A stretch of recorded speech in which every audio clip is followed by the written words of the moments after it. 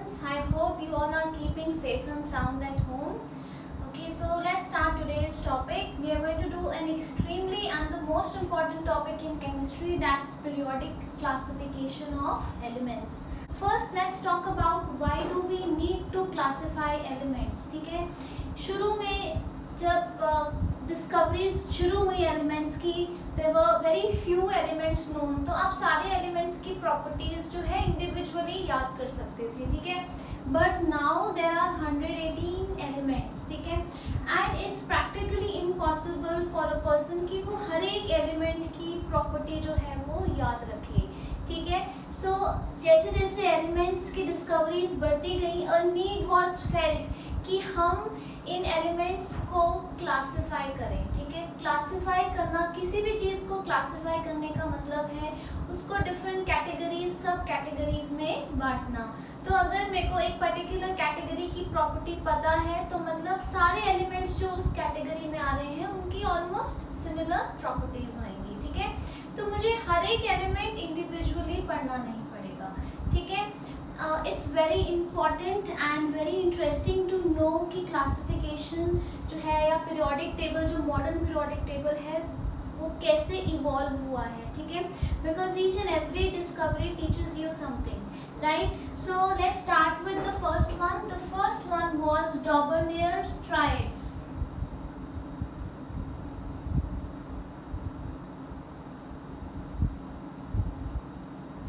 Daubernier's triads. ठीक है, now Daubernir is the name of the scientist. Triad means a group of three.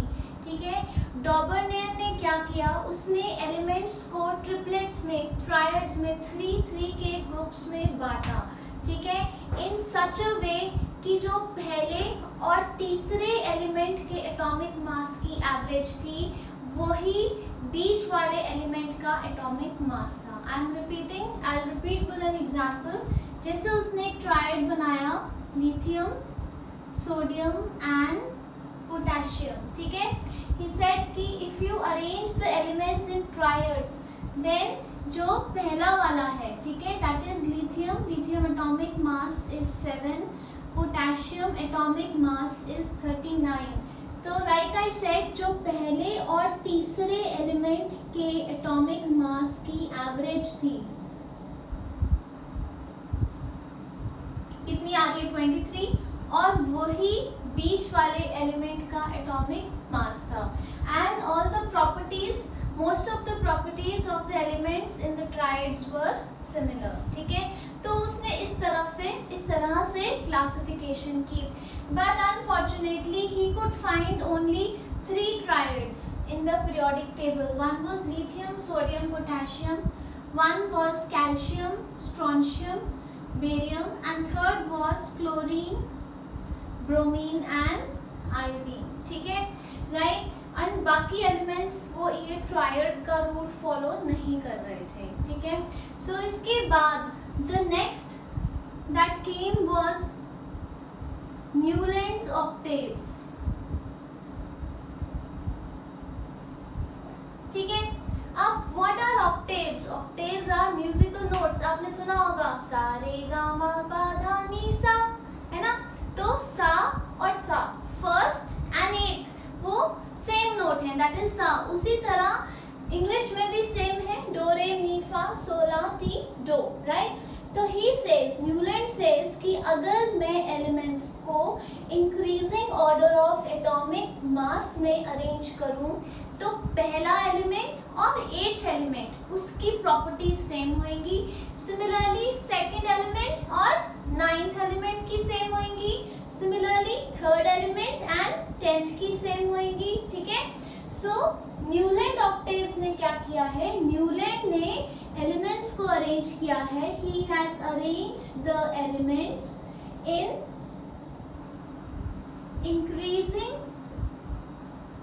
Order of atomic mass. और उसने क्या कहा, जैसे म्यूजिकल नोट्स, जैसे जो सुर है हमारे, ठीक है, उसमें पहला और 8वां सुर सेम होता है, उसी तरह जो फर्स्ट और 8th एलिमेंट है अरेंज करने के बाद फर्स्ट की प्रॉपर्टी सेम होएगी. Similarly second and ninth, third and tenth. So there is going to be a repetition of property on every eighth element. ठीक है, दैट मीन्स यहाँ पे पहला अटेम्प्ट हुआ प्रॉपर्टीज को कुछ पीरियोडिक रूप देने का. पीरियोडिक रूप मतलब जो चीज एक फिक्स्ड गैप के बाद रिपीट होती है. ठीक है, तो he has brought about the idea कि एलिमेंट्स की जो प्रॉपर्टीज हैं they are periodic in nature, कि वो कुछ एलिमेंट्स की प्रॉपर्टीज जो हैं फिर से एक फिक्स्ड गैप के बाद रिपीट होंगी एलिमेंट्स की. ठीक है, that means there is some commonness, some similarity in elements. All elements are not completely individual entities. Clear है? यहाँ तक नोट कीजिए. Okay, so that was Robinettrides and Newland octaves. अब Newland octaves भी फेल हो गया क्योंकि जो Newland octaves ने octave वाला प्रिंसिपल निकाला वो भी सिर्फ आपके lighter metals, that is still calcium, it was applicable. ठीक है, लेकिन कैल्शियम के बियॉन्ड जो हैवी मेटल्स वगैरह थे वो इस रूल को फॉलो नहीं कर रहे थे. क्लियर है आपको? Okay, so next was Lothar Meyer. Lothar Meyer's curve of atomic volume. ठीक है, although this curve is not drawn in your NCERT, but ये कॉन्सेप्ट डिस्कस किया हुआ है और अगर आप कर्व देखोगे तो आपको ज़्यादा अच्छे से याद रहेगा. ठीक है, उसने ग्राफिकल रिप्रेजेंटेशन की. यहाँ पे एक्स एक्सिस पे उसने एटॉमिक मास लिया और वाई एक्सिस पे डिफरेंट प्रॉपर्टीज ली, जैसे एटॉमिक वॉल्यूम हो गया, मेल्टिंग पॉइंट हो गया, बॉइलिंग पॉइंट हो गया, है ना. और उसने क्या देखा, उसने देखा जैसे 3 बड़ी इंपॉर्टेंट कंक्लूजन्स ड्रॉ की.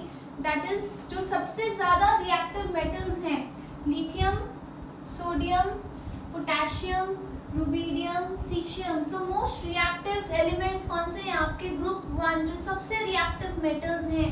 ठीक है, वो सारे कहाँ पे आ रहे थे? पीक्स पे. सो सबसे पहली ऑब्जर्वेशन क्या थी? The most electropositive elements. Electropositive elements मतलब जो आसानी से अपना इलेक्ट्रॉन लूज कर सकते हैं और केटायन बन सकते हैं, या आसान भाषा में मोस्ट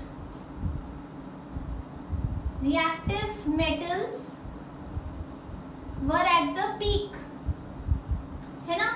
उसके बाद जो उनसे कम रिएक्टिव थे, राइट, जैसे आ गया आपके पास बेरिलियम. ठीक है, then you have calcium, यहाँ पे आ जाता है आपका समवेयर मैग्नीशियम. ठीक है, so beryllium, magnesium, calcium, strontium, barium. That means जो थोड़े से लेसर इलेक्ट्रोपॉजिटिव एलिमेंट्स थे जिनको हम ग्रुप 2 कहते हैं, स्लाइटली लेसर इलेक्ट्रोपॉजिटिव. अगेन ये भी लाइट मेटल्स हैं, ये भी लाइट मेटल्स हैं दोनों, जिनको हम एल्केलाइन अर्थ मेटल्स कहते हैं. अब कहते हैं. ठीक है, ये सारे कहाँ हैं? Can you see they are on the lower position in the descending. Descending मतलब ऊपर से नीचे आने वाला. ये ऊपर से जब नीचे आ रहा है, ये पीक जब ऊपर से नीचे आ रही है, ये ऊपर से नीचे आ रहा है. ठीक है, सो ऊपर से नीचे आने वाली पोजीशन पे थे. दे were in the descending arm. ठीक है, उसके बाद एक ऑब्जर्वेशन और उसने की, दैट वाज जो मोस्ट इलेक्ट्रोनेगेटिव हैं, फ्लोरीन, क्लोरीन, ब्रोमीन, आयोडीन. ठीक है, जो थर्ड ऑब्जर्वेशन क्या थी? जो मोस्ट इलेक्ट्रोनेगेटिव एलिमेंट्स हैं,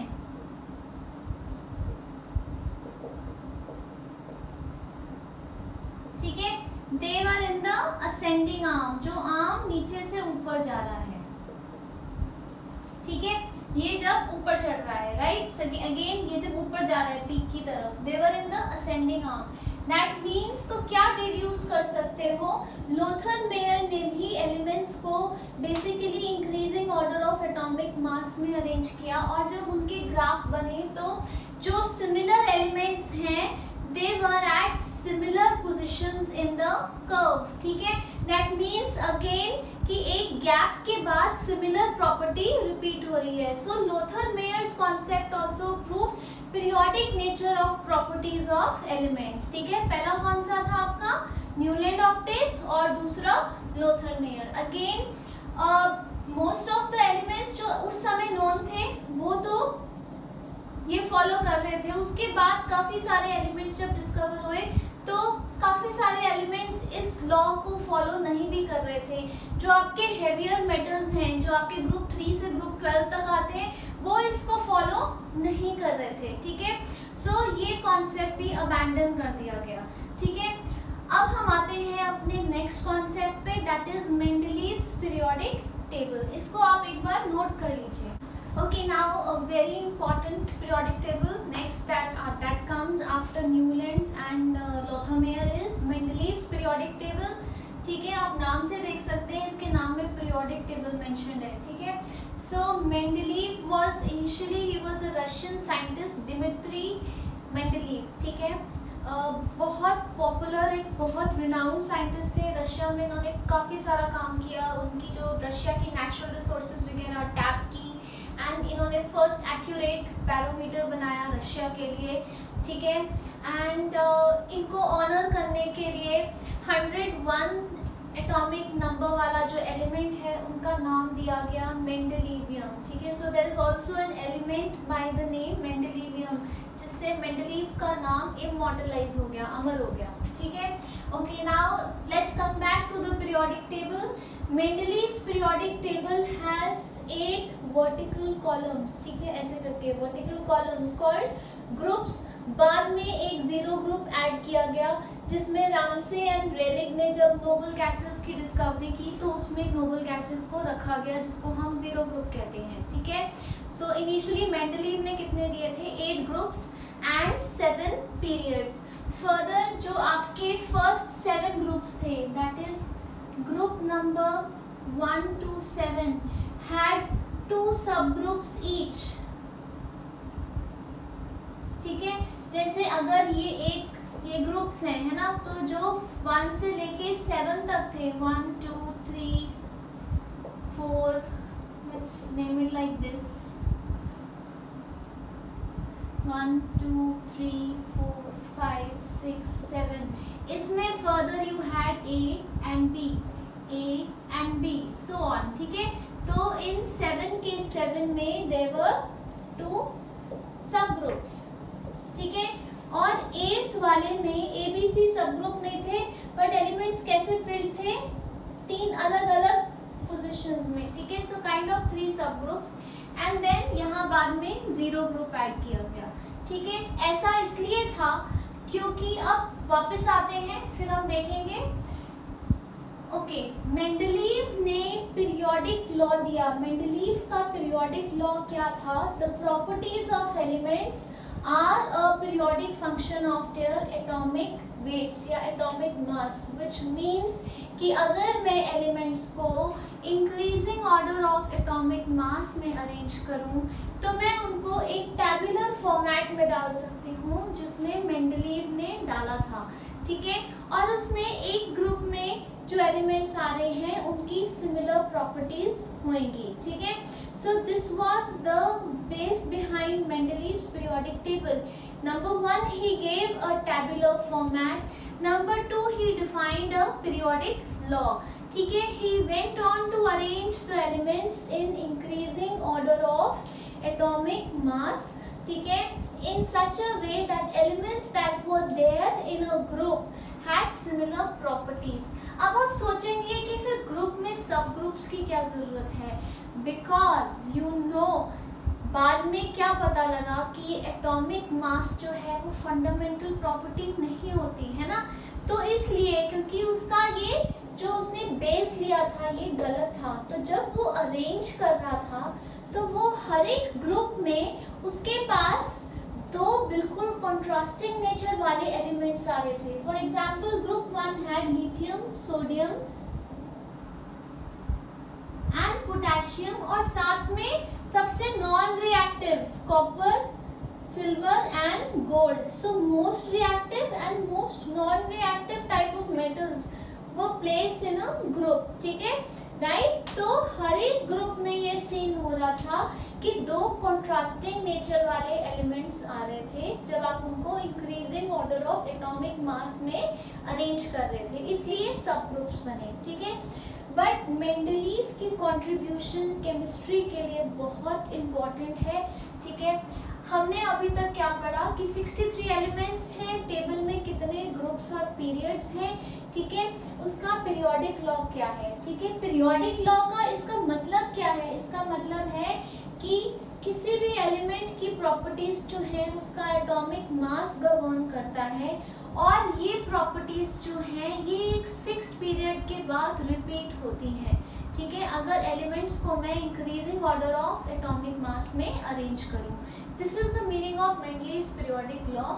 इसको नोट कीजिए। अब हम देखते हैं कि इस टेबल के प्रोज एंड कॉन्स, मतलब इसमें क्या चीज़ें बहुत इम्पोर्टेंट हैं या सिग्निफिकेंट हैं, और क्या इस टेबल की लिमिटेशंस हैं which led to further research and discovery of modern periodic table. Quickly इसका स्क्रीनशॉट ले लीजिए। Okay, so now we are going to discuss the importance of modern periodic table, या उसका significance क्या है, या उसके pros क्या है, या advantages क्या है। ठीक है, so number one is that it was a systematic study।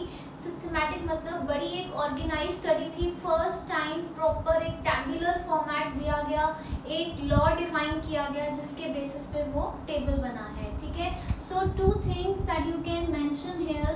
One is that there was a tabular format, एक टेबल के फॉर्म में स्टडी की गई। ठीक है, और एक periodic law for the first time was defined. ठीक है, number two is prediction of new elements and their properties. Now Mendeleev के समय सिर्फ 63 एलिमेंट्स वर नोन, बट उसने काफ़ी सारे ऐसे एलिमेंट्स जो उस समय प्रिडिक्ट नहीं हुए थे उनके लिए अपने टेबल में खाली जगह छोड़ी और उनकी प्रॉपर्टीज भी प्रिडिक्ट की। ठीक है, जैसे इसमें दो आ जाते हैं एग्जाम्पल्स। एक है एग्जाम्पल आपका इका एल्यूमिनियम। ठीक है, दैट इज उसने एल्यूमिनियम के नीचे एक खाली जगह छोड़ी और वहाँ लिख दिया इका एल्यूमिनियम, मतलब एल्यूमिनियम की तरह एक एलिमेंट डिस्कवर होगा और उसकी प्रॉपर्टीज तक प्रिडिक्ट की। ठीक है, उसका एटॉमिक मास, डेंसिटी, काफ़ी कुछ प्रिडिक्ट किया। Letter when this element was discovered it was called gallium. ठीक है, और जो मेंडलीव ने उसकी प्रॉपर्टीज प्रिडिक्ट की थी वो काफ़ी हद तक काफ़ी क्लोज थी, काफ़ी सही थी। उसके बाद दूसरा एलिमेंट था इका सिलिकॉन। ठीक है, दैट इज लाइक सिलिकॉन। ठीक है, इका सिलिकॉन, सिलिकॉन के नीचे जगह छोड़ी और उस एलिमेंट की प्रॉपर्टीज प्रिडिक्ट की। ठीक है, कि सिलिकॉन जैसा एलिमेंट, ये एलिमेंट जो डिस्कवर हुआ दैट वाज जर्मेनियम। ठीक है, और उसकी प्रॉपर्टीज भी काफ़ी हद तक बिल्कुल वैसी थी जैसे मेंडलीव ने प्रिडिक्ट की थी। क्लियर है? Okay, now let's come to the third point, correction of doubtful atomic mass. एक बहुत क्लासिक केस था ये, यहाँ से मिटा देते हैं। ठीक है, सो जब वो बेरिलियम को पीरियोडिक टेबल में डाल रहा था, ठीक है, बेरिलियम का उस समय जो एटॉमिक मास नोन था दैट वाज 13.5। ठीक है, दैट मीन्स ये कार्बन एंड नाइट्रोजन के बीच में आना चाहिए 12 and 14। तो as per the atomic mass, if Mendeleev had to put beryllium, it should come between carbon and nitrogen, but इसकी प्रॉपर्टीज बिल्कुल अलग थी। कार्बन एंड नाइट्रोजन तो नॉन मेटल्स हैं और beryllium is a very reactive metal, एक metal है, तो इसकी प्रॉपर्टीज ना कार्बन से मिल रही थी ना नाइट्रोजन से। सो विच मेड मेंडलीव थिंक कि शायद बेरिलियम के एटॉमिक मास की कैलकुलेशंस ही गलत हैं, उसका एटॉमिक मास शायद 13.5 है ही नहीं। ठीक है, and then certain experiments were carried out by him and he corrected the atomic mass of beryllium to 9। ठीक है, और जब अब 9 एटॉमिक मास के साथ मेंडलीव ने बेरिलियम को पीरियोडिक टेबल में डाला, तो ये कहाँ आ रहा था? उस ग्रुप में जहाँ मैग्नीशियम और कैल्शियम थे। सो आज भी आप देखो तो beryllium, magnesium, calcium, they have similar properties, they are alkaline earth metals.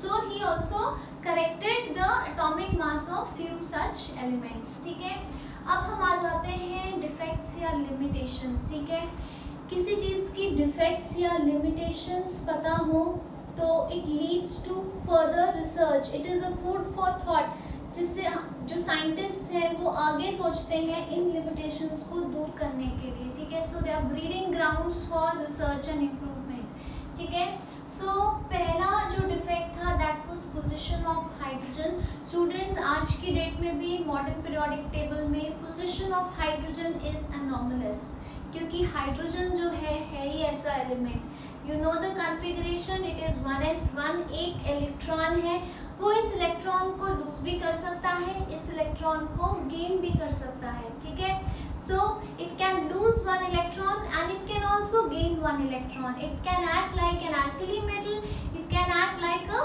Halogen. ठीक है, तो इसलिए हाइड्रोजन की पोजीशन तभी एनॉमलस थी कि इसको किन के साथ रखा जाए। आज की डेट में भी दिस एनॉमली कंटिन्यूज। ठीक है, उसके बाद है position of isotopes. Okay students, so what are isotopes? Isotopes क्या होते हैं? They are atoms of an element, क्या होते हैं? With same atomic number but different atomic mass या डिफरेंट एटॉमिक वेट। ऐसा क्यों होता है? क्योंकि प्रोटॉन इलेक्ट्रॉन नंबर सेम है लेकिन न्यूट्रॉन का नंबर अलग है। ठीक है, जैसे हाइड्रोजन के 3 आइसोटोप्स हमने पढ़े थे, H11, H12, H13. Similarly, we had studied carbon has C612 and then it has C614. उसके बाद हमने क्लोरीन भी पढ़ा था 1735, क्लोरीन 1737. ठीक है, तो अब अगर ये आइसोटोप्स को मैंने पीरियोडिक टेबल में डालना है तो ये कहाँ पे आएंगे?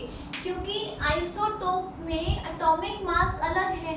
दैट मीन्स अगर हाइड्रोजन है तो वो एटॉमिक मास के हिसाब से जब अरेंज करूँगी 3 जगह आएगा, कार्बन भी 2 जगह आएगा। ठीक है, उसी तरह ऑक्सीजन के भी आइसोटोप्स होते हैं, नाइट्रोजन के भी होते हैं, काफ़ी सारे एलिमेंट्स के आइसोटोप्स होते हैं, है ना। तो दैट मीन्स हर एक एलिमेंट 2-2, 3-3 बार आएगा और उसमें पूरे टेबल में खिचड़ी पक जाएगी। So Mendeleev did not know what has to be done with the isotopes. He just placed the most abundant isotope in the table. He had no answer for it. ठीक है, so that was the second drawback. उसके बाद third drawback क्या है? Position of some elements. कुछ elements को अगर वो atomic mass के हिसाब से place करता था तो उनकी प्रॉपर्टीज मिसमैच हो जाती थी, और प्रॉपर्टीज के हिसाब से प्लेस करता था तो एटॉमिक मास का ऑर्डर हिल जाता था। He further check back their atomic mass, और उनके एटॉमिक मास भी ठीक थे। तो जैसे एक एग्जांपल लेते हैं कोबाल्ट एंड निकल, तो अगर मेंडलीव उनको प्रॉपर्टीज के हिसाब से अरेंज करता था अपने पीरियोडिक टेबल में, तो पहले कोबाल्ट आता था और फिर निकल आता था, लेकिन एटॉमिक मास कोबाल्ट का ज़्यादा है एंड निकल का कम है। So he had no clarification या नो आंसर कि वो ऐसा क्यों है। ठीक है, so this was the third point and then comes the fourth point. ये रहा आपका सब ग्रुप्स। ठीक है, मैंने आपको बताया था कि फर्स्ट से 7th ग्रुप में देयर वर 2 सब groups each in every group A and B, और जो आपका 8th ग्रुप है उसमें ट्रायड्स थे या 3 थे, हर एक में 1, 2, 3 फर्दर ग्रुप्स बने हुए थे या 3 सब ग्रुप्स थे। ठीक है, रीज़न भी कि एक ही ग्रुप में 2 कॉन्ट्रास्टिंग प्रॉपर्टीज दिख रही थी। ठीक है, और 8th में एक ही ग्रुप में 3 तरह की कॉन्ट्रास्टिंग प्रॉपर्टीज आ रही थी। So Mendeleev again had no clarification. Why is it that when he is arranging them in increasing order of atomic mass, there is no commonality? दो contrasting natures क्यों आ रही हैं? ठीक है, तो ये सारी शॉर्टकमिंग्स थी. इससे हम एक बहुत मेजर चीज़ डिड्यूस करते हैं. साइंटिस्ट ने एक बहुत मेजर लिमिटेशन इससे निकाली, दैट एटॉमिक मास जो है वो फंडामेंटल प्रॉपर्टी ही नहीं है. दैट मीन्स जो मेंडलीव का पीरियोडिक लॉ है, सो सबसे मेजर लिमिटेशन क्या डिड्यूस की गई, जो उसने पीरियोडिक लॉ बनाया है या उसने फंडामेंटल प्रॉपर्टी जो ली है अपने पीरियोडिक लॉ की, atomic mass, it is not the fundamental property. असली में ये पीरियोडिक लॉ गलत है. ठीक है, so this is about Mendeleev. ठीक है, इसको आप ध्यान से देखिए. So in the next video we are going to talk about modern periodic table. Meanwhile, stay safe.